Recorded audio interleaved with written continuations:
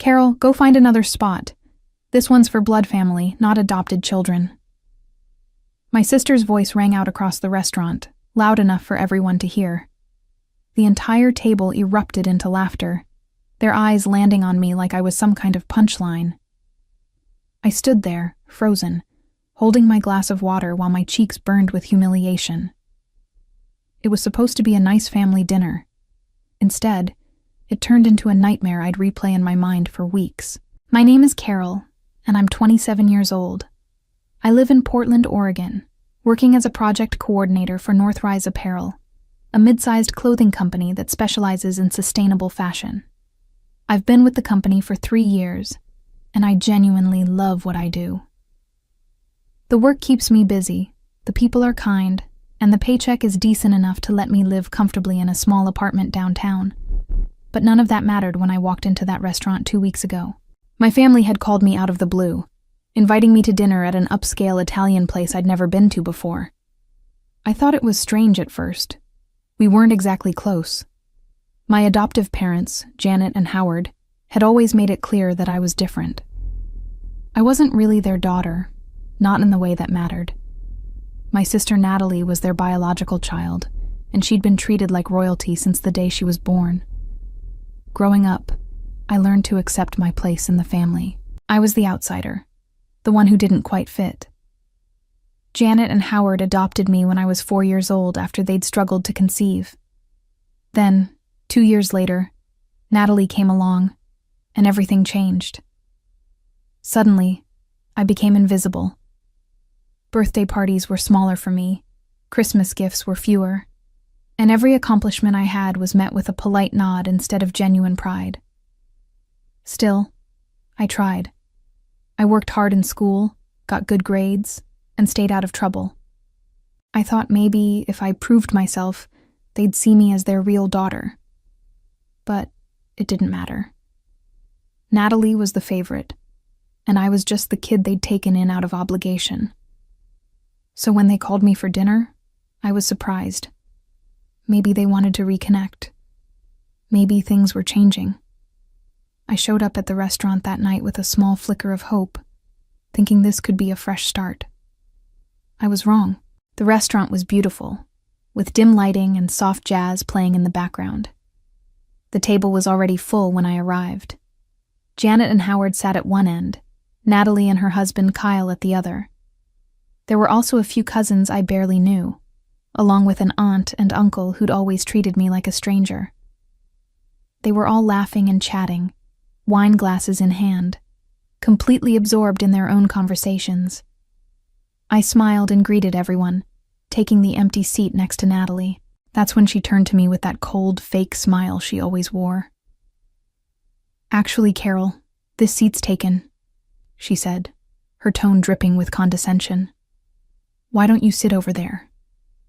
She pointed to a small chair at the far end of the table, wedged between two cousins who didn't even acknowledge my presence. I felt my stomach drop, but I forced a smile and moved. I wasn't going to make a scene. Not yet. The dinner went on, and I sat there quietly, picking at my food, while everyone else laughed and talked about things I wasn't part of. Natalie dominated the conversation, bragging about her new promotion at work, and the vacation she and Kyle were planning. Janet and Howard beamed with pride, hanging on her every word. No one asked me how I was doing. No one cared. Then, just as dessert was being served, the waiter approached the table with the bill. I didn't think much of it at first. I assumed Janet and Howard would take care of it, like they usually did for family dinners. But instead, the waiter walked straight to me and placed the leather folder right in front of my plate. I stared at it, confused. "Excuse me," I said, looking up at the waiter. "I think there's been a mistake." He smiled politely and shook his head. "No mistake, ma'am. The bill is for you." My heart started pounding. I opened the folder and nearly choked. $3,120. For a table of 10 people. I felt the blood drain from my face as I looked around the table, waiting for someone to say something, waiting for someone to laugh it off and tell me it was a joke. But no one did. Natalie smirked, leaning back in her chair with her arms crossed. "Well, Carol, you said you wanted to be part of the family, right? Family helps each other out." Janet nodded, sipping her wine. "It's the least you could do after everything we've done for you." I couldn't believe what I was hearing. My hands trembled as I held the bill, my mind racing. I wanted to scream. I wanted to throw the folder in their faces and walk out. But instead, I took a deep breath, reached into my purse, and pulled out my credit card. I smiled. "Of course," I said calmly, handing the card to the waiter. "Happy to help." The waiter took the card and walked away, and I could feel everyone's eyes on me. Natalie looked almost disappointed, like she'd expected me to break down and cry. But I wasn't going to give her that satisfaction. As I sat there, waiting for the waiter to return, something inside me shifted. I realized that I didn't owe these people anything. They'd spent my entire life making me feel small, making me feel like I didn't belong. And now they wanted me to pay for their overpriced dinner like I was some kind of ATM. But I had a plan. The waiter returned with my card and a receipt. I signed it, thanked him, and stood up from the table. "Well, it was lovely seeing everyone," I said, my voice steady. "I hope you all enjoyed your meal." Natalie raised an eyebrow. "Leaving so soon?" I smiled again, this time with a little more confidence. "I have an early morning tomorrow. Busy week ahead." As I turned to leave, I felt a hand on my arm. I looked down to see Natalie gripping me. Her eyes narrowed. "Wait a second, please," she said, her voice low. I pulled my arm away gently and met her gaze. "What is it, Natalie?" She hesitated, and for a split second, I saw something flicker in her eyes. Guilt? Regret? I wasn't sure. But whatever it was, it disappeared just as quickly as it came. "Nothing," she muttered, letting go of my arm. "Just be careful." I didn't respond. I just walked out of the restaurant, my head held high, knowing that this wasn't over. The days following that dinner were strange. I couldn't stop replaying the scene in my mind, over and over again. The laughter, the smirks, the way they all looked at me like I was nothing. I'd spent years trying to convince myself that I didn't care what they thought, that their approval didn't matter. But deep down, it still hurt. I'd been adopted when I was 4, after my biological parents died in a car accident. I barely remembered them. All I had were a few hazy memories of my mother's smile and my father's laugh. Janet and Howard had been family friends, and they'd offered to take me in. At the time, I thought it was an act of kindness. Now, I wasn't so sure. Growing up in their house was like living in a constant state of limbo. I wasn't unwanted, but I wasn't truly wanted either. I was just there. A placeholder until Natalie came along and filled the role I was never meant to have. Natalie was born when I was 6, and from that moment on, everything changed. Suddenly, I wasn't the center of attention anymore. I was the older sister, the one who was supposed to set a good example and stay out of the way. Janet and Howard doted on Natalie, buying her new toys and clothes while I wore hand-me-downs. They took her to dance classes and piano lessons while I stayed home with a babysitter. I tried not to let it bother me. I told myself it was normal, that parents just had favorites sometimes. But as the years went on, the favoritism became impossible to ignore.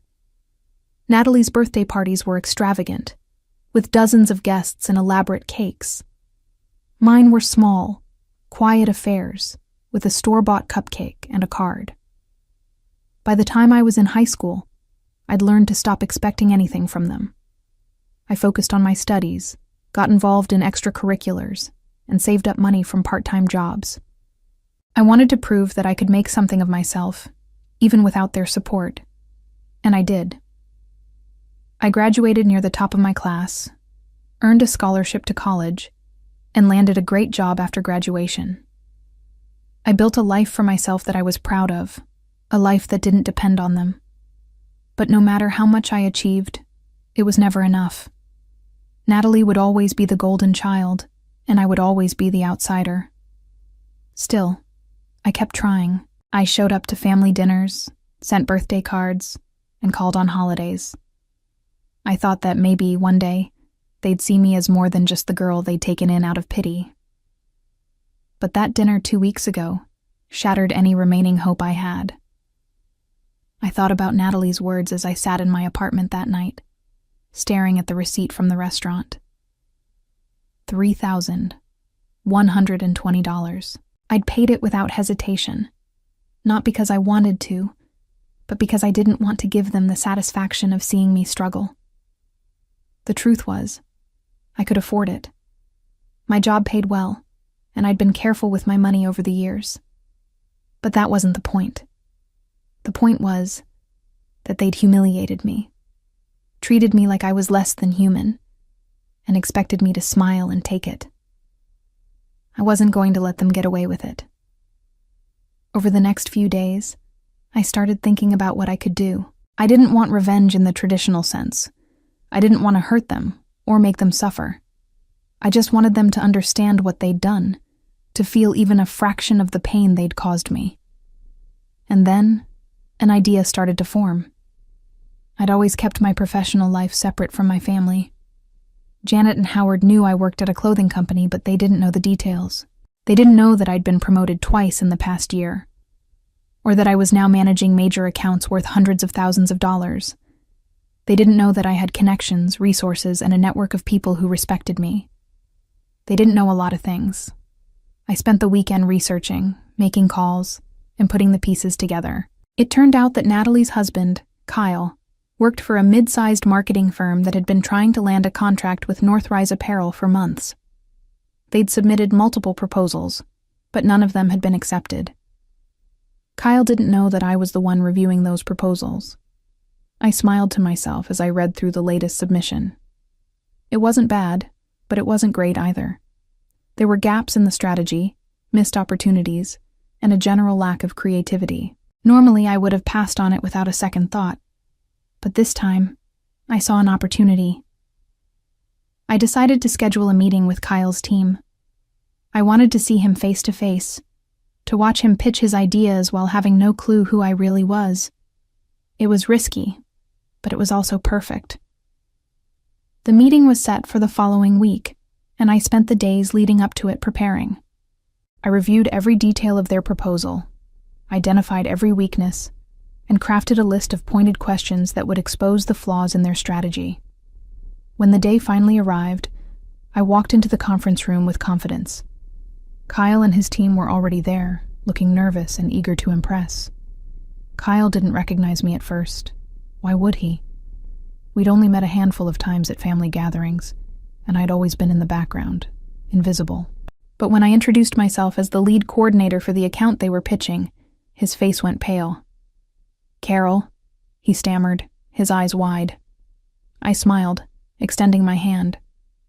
"Nice to see you again, Kyle. Shall we get started?" The meeting was a disaster for them. I asked every hard question I'd prepared, and Kyle stumbled through his answers, clearly flustered. His team tried to cover for him, but it was obvious they weren't prepared.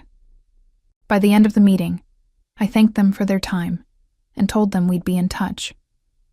Kyle looked like he wanted to say something, but he didn't. He just nodded and left, his shoulders slumped in defeat. I felt a small flicker of satisfaction as I watched him go. This was just the beginning. Over the next few days, I continued to play my cards carefully. I didn't reject Kyle's proposal outright. Instead, I requested revisions, asked for additional meetings, and kept them on a string. I wanted them to work for it, to feel the pressure and the stress of not knowing whether they'd succeed or fail. And all the while, I waited for the perfect moment to make my next move. The tension was building, and I could feel it every time my phone buzzed with a new email from Kyle's team. They were desperate, sending me revised proposals and follow-up messages almost daily. I responded politely, professionally, giving them just enough encouragement to keep them hopeful without making any promises. It was exhausting, but it was also exhilarating. I'd spent so many years being the one who had to beg for scraps of attention, the one who had to prove my worth over and over again. Now the tables were turned. Kyle was the one scrambling, and I was the one holding all the power. But I knew I couldn't keep this up forever. Eventually, I'd have to make a decision about the proposal. And when I did, it would send a message that Natalie and her family wouldn't forget. A week after the initial meeting, I received a text from Natalie. It was the first time she'd reached out to me since the dinner, and I was surprised to see her name pop up on my screen. "Hey Carol," the message read. "Can we talk?" I stared at the text for a long moment, debating whether to respond. Part of me wanted to ignore her, to let her wonder what I was thinking. But another part of me was curious. What did she want? I typed out a quick reply. "Sure. What's up?" Her response came almost immediately. "Can we meet for coffee? Tomorrow?" I agreed, though I wasn't sure why. Maybe I wanted to see if she'd apologize. Maybe I wanted to confront her about what had happened at the dinner. Or maybe I just wanted to see the look on her face when she realized I wasn't the helpless little sister she thought I was. We met the next afternoon at a small cafe near my apartment. Natalie was already there when I arrived, sitting at a corner table with a cup of coffee in front of her. She looked nervous, fidgeting with her phone and glancing around the room like she was waiting for someone else to show up. I sat down across from her, folding my hands on the table. "What did you want to talk about?" Natalie took a deep breath, avoiding my gaze. "I wanted to apologize. For the dinner. I didn't mean for it to go that far." I raised an eyebrow. "You told me to move because I wasn't blood family. In front of everyone. Then you stuck me with a $3,000 bill. What part of that wasn't intentional?" She flinched, and for a moment, I thought I saw genuine regret in her eyes. But then she shook her head, and the defensiveness crept back in. "I was just joking," she said, her voice quiet. "I didn't think you'd actually pay it." "Then why did you let me?" She didn't have an answer for that. I leaned back in my chair, studying her. "You've spent your whole life treating me like I don't matter, Natalie. You and Mom and Dad. You've made it very clear that I'm not really part of this family. So why are you apologizing now?" She hesitated, and I could see the wheels turning in her head. She wasn't apologizing because she felt bad. She was apologizing because she wanted something. "Kyle's been stressed," she finally admitted. "He told me about the meeting with your company. He didn't realize you were the one reviewing the proposal." There it was. I smiled, but it wasn't a kind smile. "So you're here to ask me to help him?" Natalie's cheeks flushed. "I'm asking you to be fair. He's worked really hard on this, and it would mean a lot to us if you gave his team a chance." I laughed, a short, bitter sound. "Be fair? That's rich coming from you." She looked down at her coffee, her hands gripping the cup tightly. "I know I've made mistakes, but Kyle doesn't deserve to suffer because of them." I leaned forward, my voice low. "You're right. Kyle doesn't deserve to suffer. But neither did I. And yet, here we are." Natalie's eyes filled with tears, and for a moment, I felt a pang of guilt. But then I remembered the laughter at the dinner table, the way she'd looked at me like I was nothing. The guilt faded. "I'll review the proposal fairly," I said, standing up. "But don't expect me to do you any favors."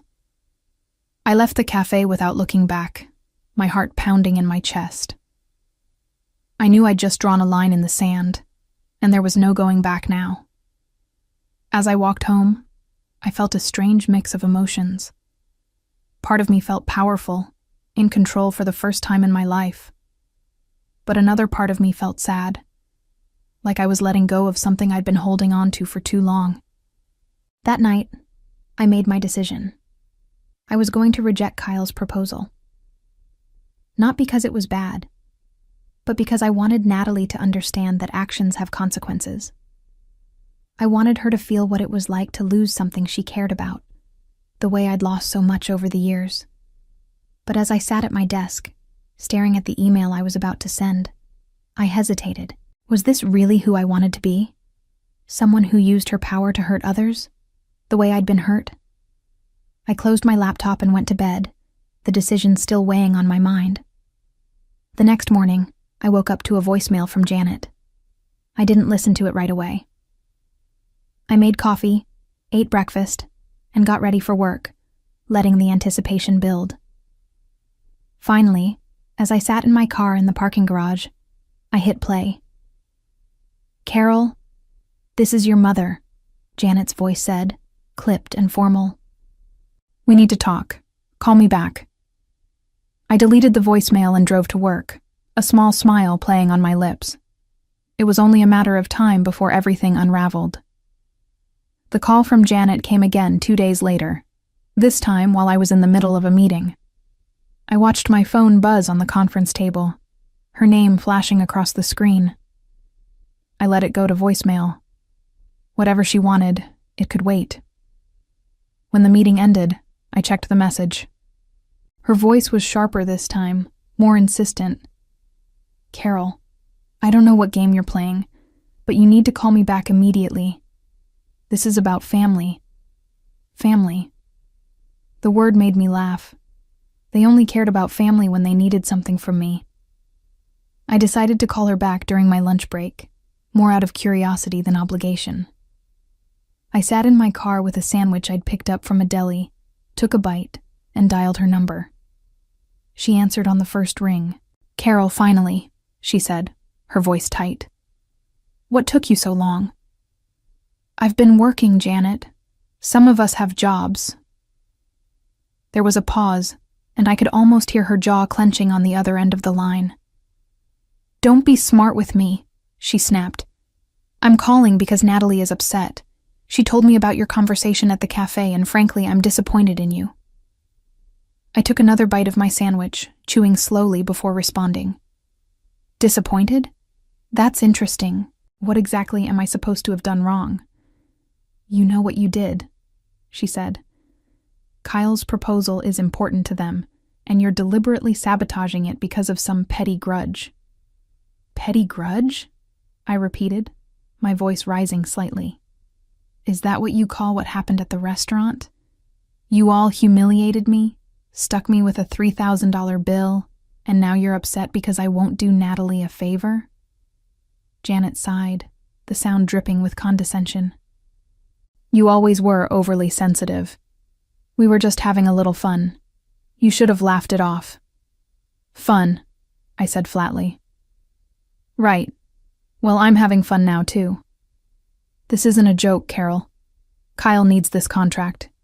If you reject it, it could hurt his career." I leaned back in my seat, staring out at the parking lot. "That's not my problem."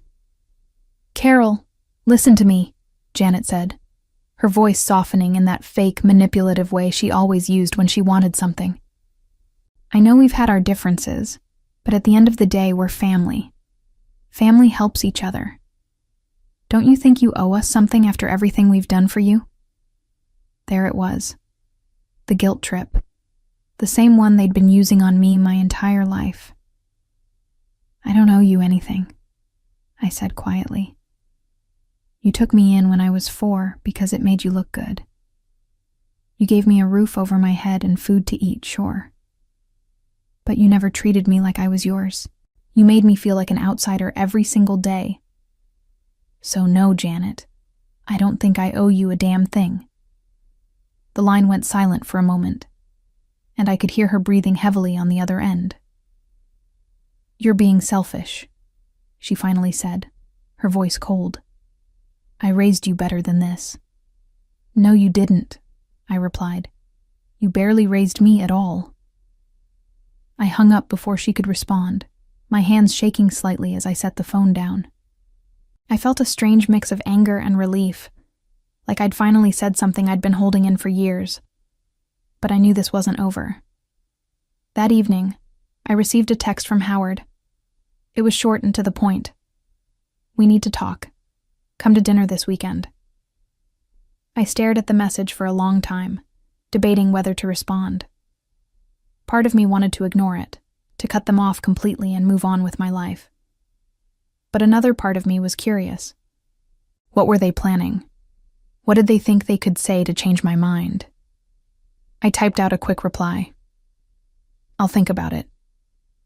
Over the next few days, I threw myself into work, trying to distract myself from the growing tension with my family. But it was hard to focus.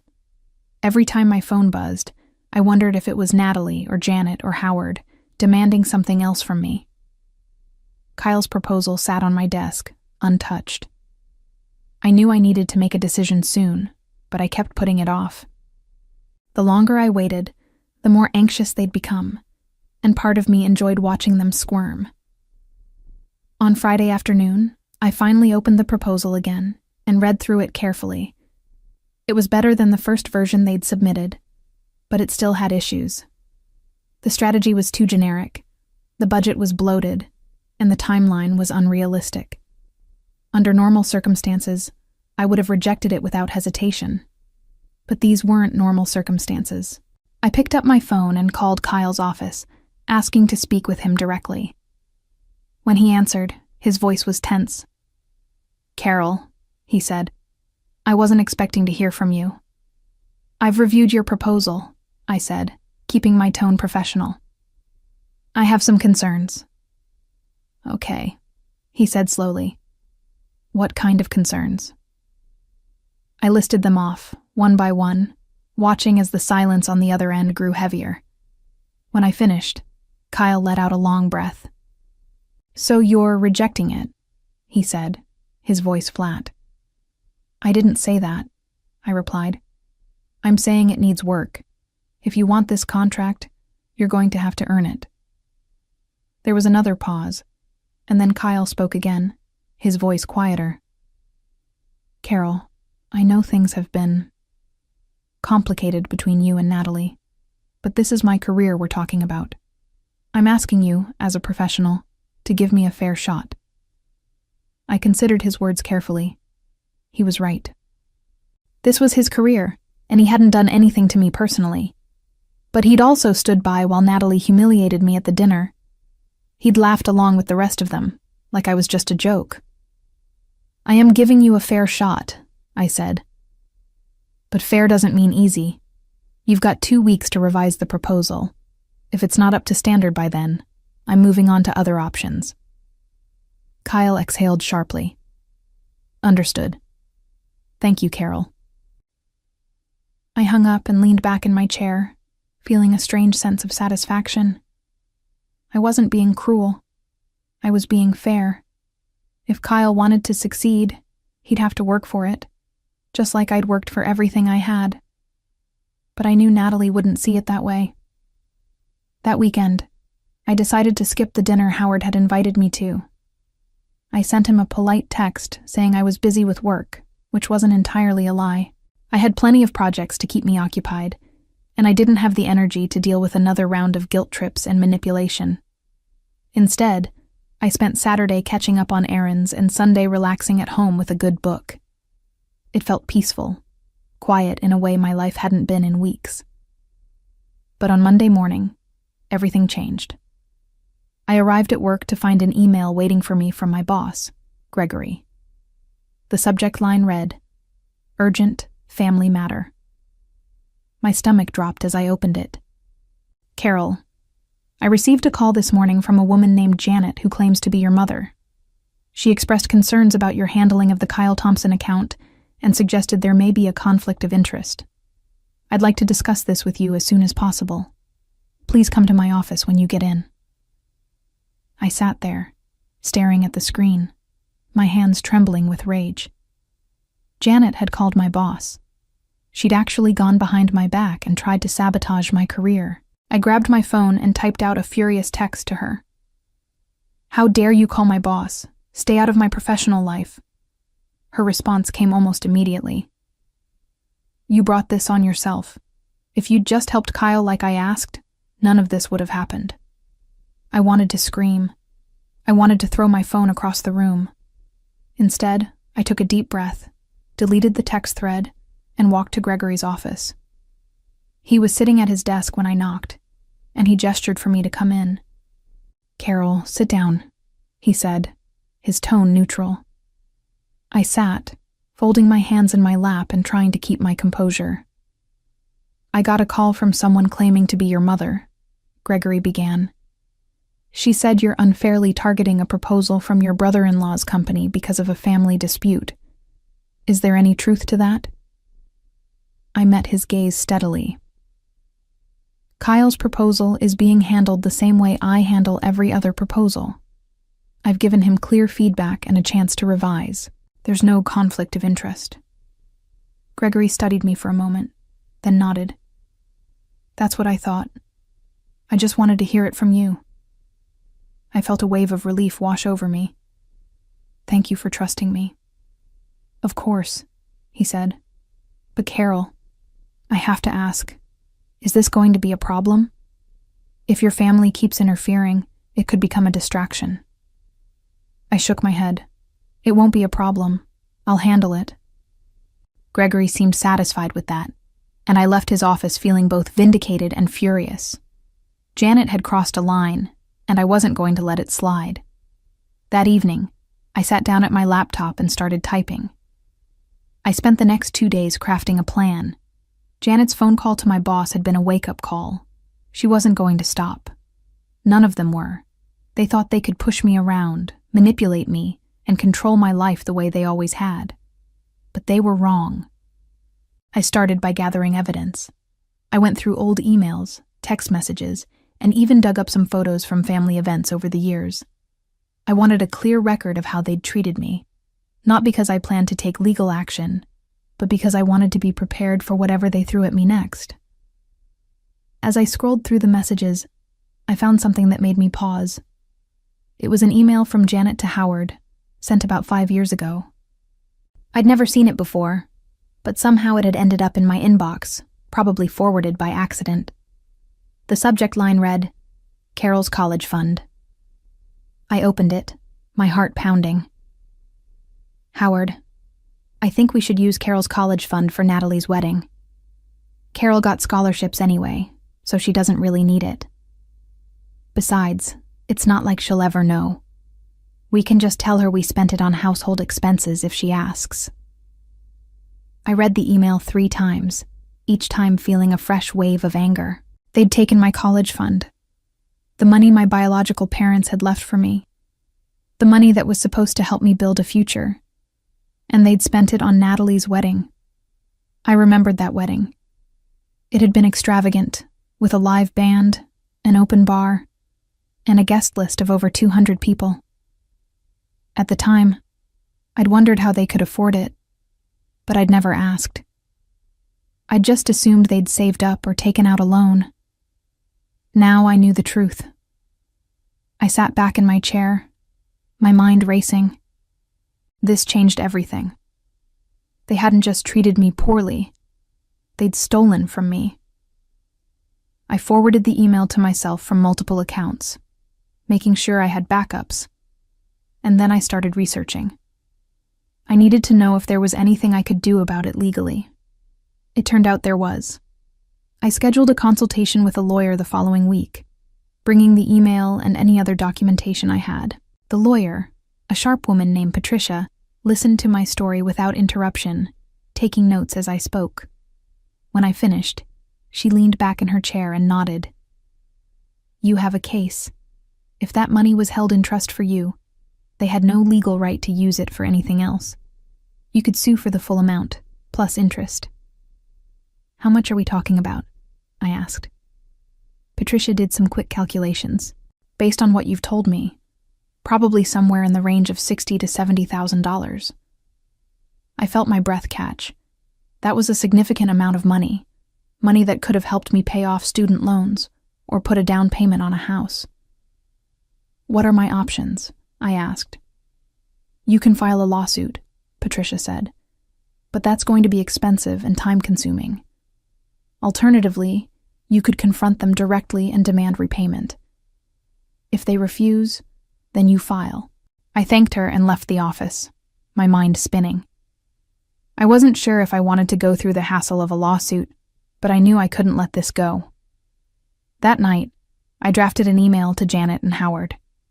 I kept it short and to the point. I know about the college fund. You stole from me, and I want it back. If you don't repay me within 30 days, I'll be taking legal action. I hit send before I could second-guess myself, then closed my laptop and went to bed. The response came the next morning. How dare you accuse us of theft? That money was used for family expenses, which includes you. You're being ungrateful and ridiculous. We're not giving you a cent. I forwarded the email to Patricia with a single line. Let's file. Over the next few weeks, things escalated quickly. Patricia filed the lawsuit, and Janet and Howard were served with the papers. I didn't hear from them directly, but I knew they were panicking. Natalie called me multiple times, leaving voicemails that ranged from angry to pleading, but I didn't respond. At work, Kyle submitted his revised proposal. I reviewed it carefully, and to my surprise, it was actually good. He'd addressed all my concerns, streamlined the budget, and come up with some creative ideas that I hadn't expected. Part of me wanted to reject it anyway, just to prove a point. But I couldn't. It wouldn't be fair, and more importantly, it wouldn't be professional. I approved the proposal and sent Kyle an email congratulating him. I didn't mention Natalie or the lawsuit or anything personal. I just kept it simple and professional. Kyle's response was equally professional, but I could sense the relief in his words. Thank you, Carol. I really appreciate the opportunity. I felt a strange sense of closure as I read his email. This chapter was over, at least as far as work was concerned. But the lawsuit was just beginning. A few days later, I received a call from Patricia. They want to settle, she said. They're offering $50,000. I thought about it for a moment. $50,000 was less than what I was owed, but it was still a significant amount. And more importantly, it meant I wouldn't have to go through a lengthy trial. Tell them I want $60,000, I said. That's my final offer. Patricia called me back an hour later. They agreed. I felt a rush of satisfaction. They were going to pay, literally and figuratively. But the best part came a week later, when I received a frantic call from Natalie. Carol, please, she said, her voice breaking. Mom and Dad are selling the house. They can't afford to keep it after paying you. Can't you just let this go? I paused, letting her words sink in.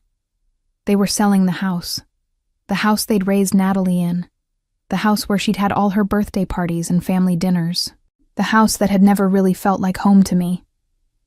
No, I said simply. I can't. Carol, please, she begged. This is tearing the family apart. Good, I replied. Maybe you'll finally understand how I've felt my entire life. I hung up, and for the first time in weeks, I felt truly at peace. The settlement came through 2 weeks later. $60,000, deposited directly into my account. I stared at the balance on my phone, hardly believing it was real. For so long, I'd felt powerless, like I had no control over my own life. But now, I had proof that I could fight back and win. I didn't celebrate. I didn't tell anyone except Patricia, who congratulated me and closed the case. Instead, I sat quietly in my apartment, thinking about what to do next. The money was mine, and I could do whatever I wanted with it. I could pay off my student loans, invest it, or even take a trip somewhere I'd always wanted to go. But first, I wanted to do something that felt meaningful. I decided to donate $10,000 to a local organization that helped foster children transition into adulthood. I'd always felt a connection to kids in the system, knowing how easy it was to fall through the cracks. If I could make a difference for even one person, it would be worth it. The rest of the money, I put toward a down payment on a small house. It wasn't much, just a 2-bedroom place on the outskirts of Portland. But it was mine. No one could take it away from me, and no one could make me feel like I didn't belong there. As I signed the paperwork, I felt a sense of accomplishment I'd never experienced before. This was my life, built on my own terms, and I was finally free. But freedom came with consequences. A few days after I moved into the house, I received an email from Natalie. The subject line read, "We need to talk." I almost deleted it without reading, but curiosity got the better of me. I opened it and scanned the message. "Carol, I know you're angry, and I understand why. But what you've done has destroyed our family. Mom and Dad are devastated. They had to sell the house and move into a small apartment. They're struggling financially, and it's all because of you. I don't know if you care, but I thought you should know." I read the email twice, waiting for the guilt to set in. But it didn't come. Instead, I felt nothing. They'd made their choices, and now they were living with the consequences, just like I'd lived with the consequences of their choices my entire life. I closed the email and didn't respond. Over the next few weeks, I focused on settling into my new home. I painted the walls, bought furniture, and made it a space that felt warm and welcoming. For the first time in my life, I had a place that was truly mine, and it felt incredible. Work was going well too. Gregory had been impressed with how I'd handled the situation with Kyle, and he'd started giving me more responsibility. I was managing bigger accounts, leading more meetings, and earning the respect of my colleagues. One afternoon, as I was finishing up a project, I received a call from an unknown number. I hesitated before answering, but something told me to pick up. "Hello?" "Carol, it's Howard." I froze, my hand tightening around the phone. "What do you want?" "I want to talk," he said, his voice subdued. "Can we meet? Just you and me." I considered hanging up, but something in his tone made me pause. He sounded different, not angry or demanding, but almost defeated. "Why?" I asked. "Because I owe you an apology," he said, "and I want to make things right." I didn't believe him, but I was curious enough to agree. We met at a coffee shop near my office the next day. Howard was already there when I arrived, sitting at a table in the corner. He looked older than I remembered, his hair grayer and his face lined with worry. I sat down across from him, crossing my arms. "You have 5 minutes." Howard took a deep breath. "I know I've made a lot of mistakes, Carol. We all have. And I know an apology won't fix what we've done. But I want you to know that I'm sorry. For everything." I stared at him, searching his face for any sign of sincerity. "What brought this on?" "Losing the house," he admitted. "It made me realize how much we've taken for granted. Janet and I have been so focused on Natalie that we forgot about you, and that was wrong." "You didn't forget about me," I said quietly. "You just didn't care." Howard flinched, but he didn't argue. "You're right, and I don't expect you to forgive me, but I wanted you to know that I see it now. I see what we did to you, and I'm ashamed." I didn't know what to say. Part of me wanted to believe him, to think that maybe things could be different. But I knew better. People didn't change overnight, and words didn't erase years of pain. "I appreciate the apology," I said, standing up, "but it doesn't change anything." Howard nodded, his shoulders slumping. "I understand." As I walked away, I felt a strange sense of closure. I didn't need his apology to move on. I'd already done that on my own. But the real turning point came a few weeks later, when I ran into Natalie at a grocery store. She was standing in the produce section, looking tired and worn down.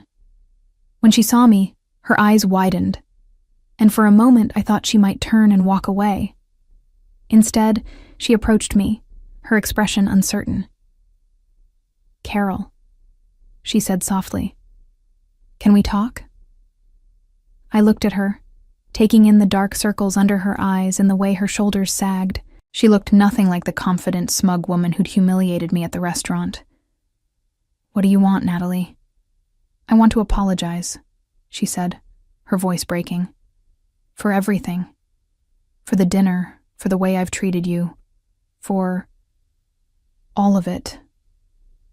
I studied her face, searching for any sign that this was another manipulation, but all I saw was exhaustion and regret. "Why now?" I asked. "Because I've lost everything," she admitted. "Kyle and I are getting a divorce. He blames me for the stress with the proposal, and honestly, I don't blame him. I've been terrible to you, and it's caught up with me." I felt a flicker of sympathy, but it was quickly overshadowed by anger. "You're only apologizing because your life fell apart, not because you actually feel bad." "That's not true," Natalie said, tears streaming down her face. "I do feel bad. I've always felt bad. But I didn't know how to fix it." I took a step back, shaking my head. "It's too late, Natalie. You made your choices and now you have to live with them." I walked away, leaving her standing there, and I didn't look back. 3 months passed, and life settled into a comfortable rhythm. My new house became a sanctuary, a place where I could finally breathe without the weight of my family's expectations crushing me. I spent my evenings reading on the porch, tending to a small garden I'd started in the backyard, and occasionally inviting coworkers over for dinner. Work continued to thrive. Gregory promoted me to senior coordinator, which came with a significant raise and more autonomy over my projects. I was managing accounts worth over $500,000 now, and my opinion carried weight in the company. It felt good to be valued, to be seen as competent and reliable. But despite all the progress I'd made, I couldn't shake the feeling that something was unfinished. The lawsuit had been settled, the apologies had been given, and I'd made it clear I wanted nothing to do with my family. Yet there was still a hollow space inside me, a need for something more concrete, more final. That's when I received an unexpected email. It was from a woman named Diane, who introduced herself as a social worker with the Oregon Department of Human Services. She said she'd been trying to locate me for several weeks and had finally gotten my contact information through my employer. "I'm reaching out regarding your biological parents' estate," the email read. "There are some documents that require your signature, and we'd like to schedule a meeting to discuss the details. Please contact me at your earliest convenience." I stared at the email, my heart pounding. My biological parents had died when I was 4, and I'd always assumed there was nothing left of their estate. Janet and Howard had never mentioned anything about it, and I'd been too young to ask questions. I called Diane the next day, and we arranged to meet at her office downtown. When I arrived, she greeted me warmly and led me to a small conference room where a stack of papers sat waiting on the table. "Thank you for coming," Diane said, sitting down across from me. "I know this must be overwhelming, but I wanted to explain what we've discovered." She slid a folder across the table, and I opened it cautiously. Inside were documents related to a trust fund that had been set up by my biological parents before their death. According to the paperwork, the trust was supposed to be managed by Janet and Howard until I turned 18, at which point it would be transferred to me. But it had never been transferred. "Your adoptive parents were supposed to notify you when you became an adult," Diane explained, "but it appears they never did. We only discovered this because we were conducting an audit of old estate cases." I felt my hands start to shake as I flipped through the documents. The trust had grown significantly over the years, compounded interest turning the original $50,000 into nearly $130,000. "This is mine?" I asked, my voice barely above a whisper. Diane nodded. "Yes. It should have been released to you when you turned 18, but since it wasn't, it's been sitting in the account all this time. With interest, it's worth quite a bit now." I sat back in my chair, trying to process what I was hearing. Janet and Howard had known about this money. They'd known it was mine, and they'd kept it from me for nearly a decade. "What do I need to do?" I asked. Just sign these forms, and we'll initiate the transfer, Diane said. The money should be in your account within a few weeks. I signed the papers with trembling hands, barely able to believe what was happening. When I left the office, I sat in my car for a long time, staring at the paperwork in my lap. They'd taken everything from me. My childhood, my sense of belonging. And now I knew they'd taken my money too. But unlike the college fund, this time they wouldn't get away with it. I called Patricia, my lawyer, as soon as I got home. I need to file another lawsuit, I said, explaining what I'd just learned.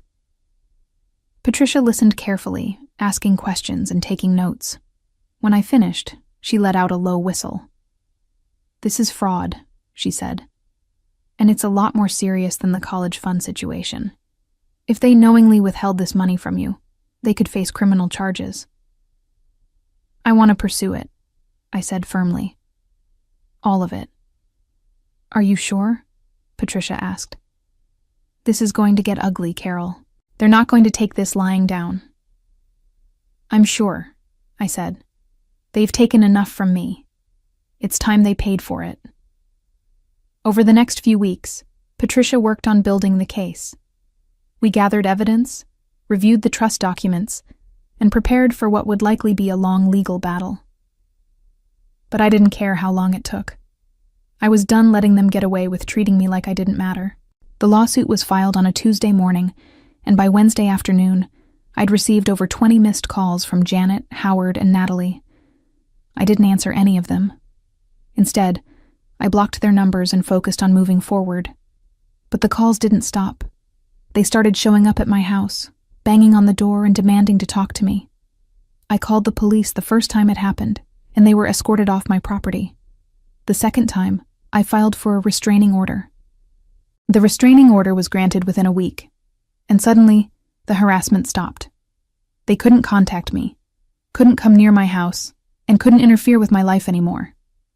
For the first time in months, I felt truly safe. But the peace didn't last long. One evening, as I was getting ready for bed, I received an email from Natalie. She'd created a new email address to get around the restraining order, and the message was long and rambling. Carol, I don't know what else to do, it read. Mom and Dad are falling apart. They're drowning in legal fees, and now with this new lawsuit, they're talking about filing for bankruptcy. I know you're angry, but please, can't you just let this go? They're sorry. We're all sorry. Please, just stop. I read the email twice, then deleted it without responding. I wasn't going to let guilt manipulate me anymore.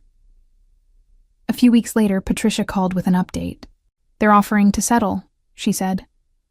They're willing to pay the full amount of the trust, plus an additional $50,000 for emotional distress. I did the math in my head. That was nearly $200,000 total. What do you think? I asked. I think it's a good offer, Patricia said. But it's your decision. I thought about it for a long time. Part of me wanted to drag them through court, to make them suffer the way I'd suffered, but another part of me just wanted it to be over. I'll take the settlement, I said, but I wanted in writing that they're admitting fault. Done, Patricia said. The settlement was finalized a month later, and the money was deposited into my account. I stared at the balance, hardly able to believe it was real. I'd gone from feeling like I had nothing to having more money than I'd ever imagined. But the money wasn't the point.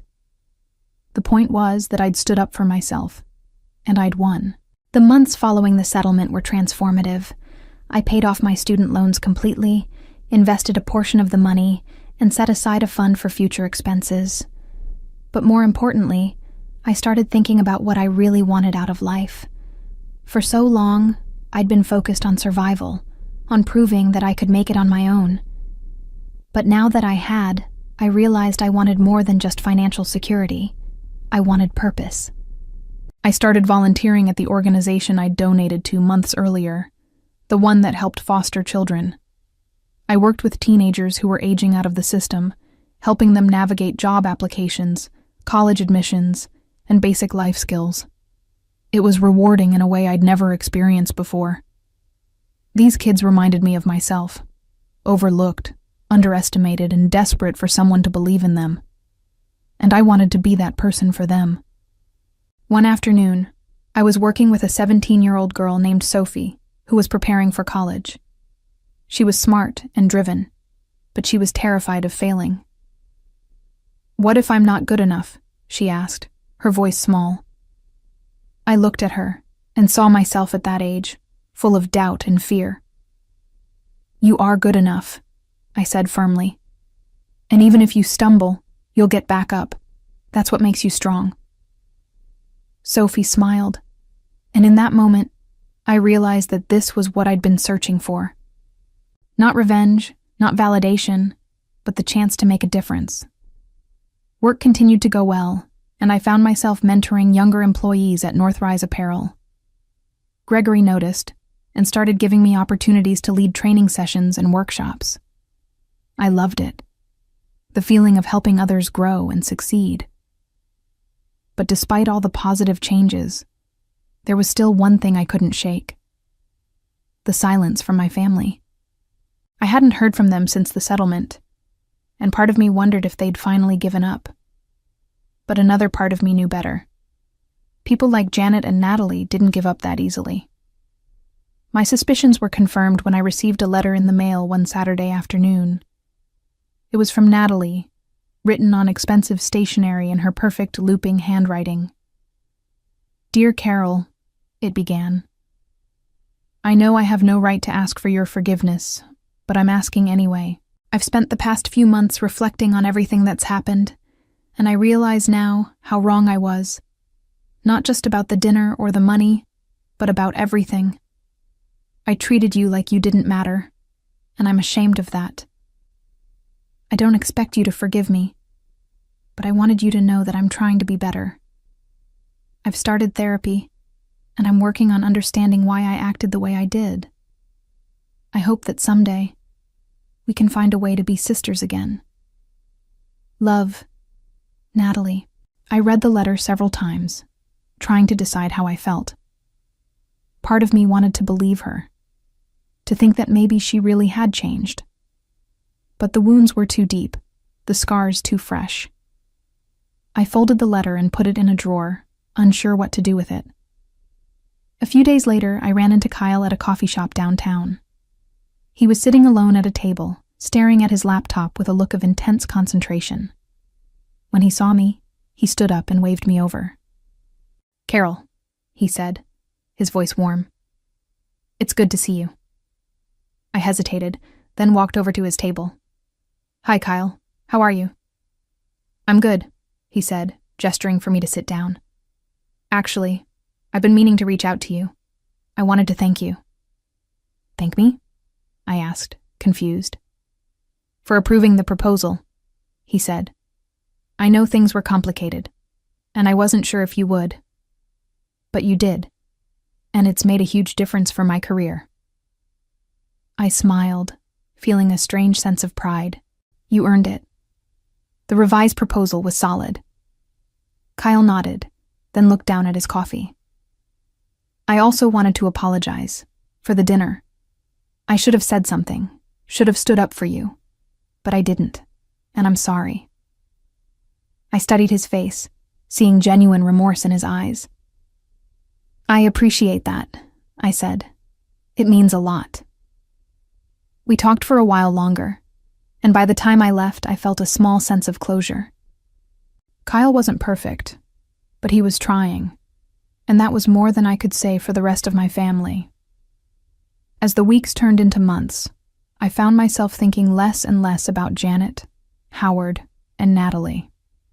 They were still out there, living their lives, but they were no longer a part of mine, and that was exactly how I wanted it. One evening, as I sat on my porch watching the sunset, I received a text from an unknown number.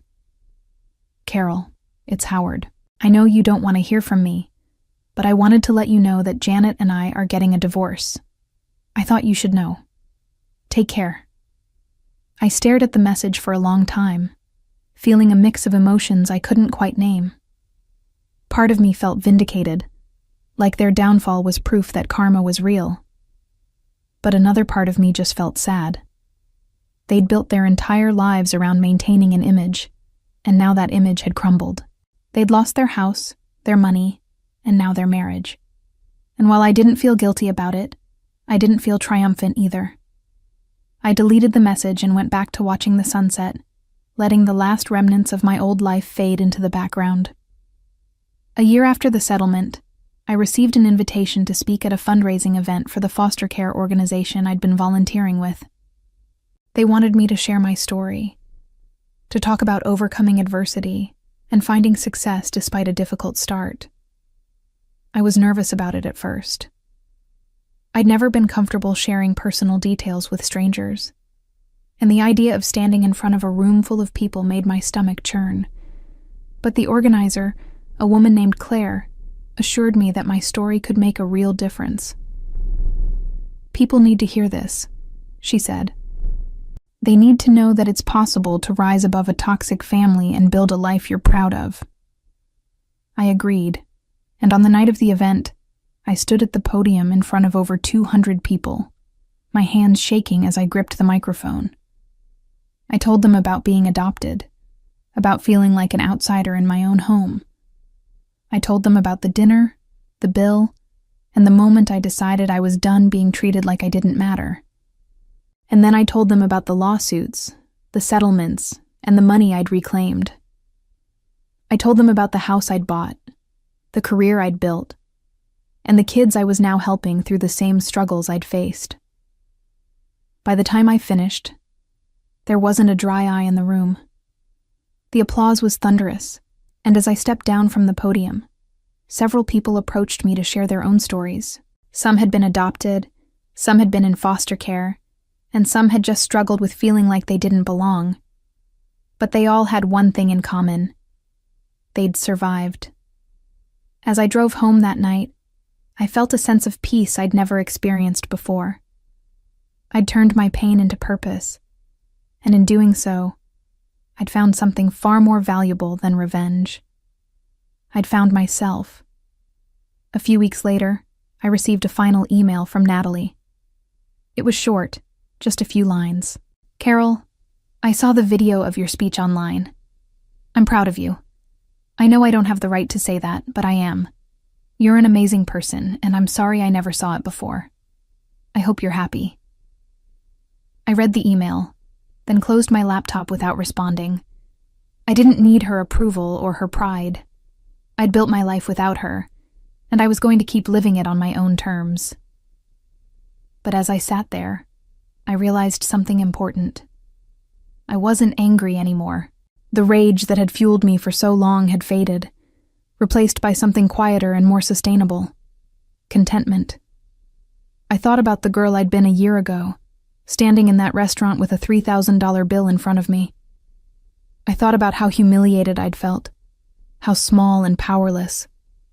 But I wasn't that girl anymore. I'd fought back, not with cruelty or vengeance, but with strength and determination. I'd reclaimed what was mine, built a life I was proud of, and found a way to help others do the same. And in the end, that was the best revenge of all. 6 months later, I heard through mutual acquaintances that Janet and Howard had both moved to a small town in eastern Oregon, far away from the life they'd once known. They were living in separate apartments, working part-time jobs and struggling to make ends meet. Natalie had moved back in with Janet temporarily after her divorce was finalized, but the relationship was strained. She'd lost her job due to the stress, and was working as a receptionist at a dental office, barely scraping by. Kyle, on the other hand, had thrived. The contract with Northrise Apparel had opened doors for him, and he'd started his own consulting firm. We'd stayed in touch professionally, exchanging occasional emails about industry trends and opportunities. As for me, I continued volunteering, working, and building the life I'd always wanted. I adopted a dog, a rescue named Biscuit, who had the same scrappy determination I'd developed over the years. I traveled to places I'd only dreamed of visiting. And I learned, slowly but surely, to trust people again. I never reconciled with my adoptive family. There were no tearful reunions, no heartfelt apologies that changed everything. And I was okay with that, because I'd learned the most important lesson of all. Sometimes the best way to win isn't to destroy the people who hurt you. It's to build something so beautiful, so strong, so undeniably yours that their opinions stop mattering. As I sat on my porch one evening, watching Biscuit chase butterflies in the yard, I thought about the journey I'd been on. The pain, the anger, the settlements, and the speeches. All of it had led me here, to this quiet moment of peace. I'd set out for revenge, but what I'd found was so much better. I'd found freedom.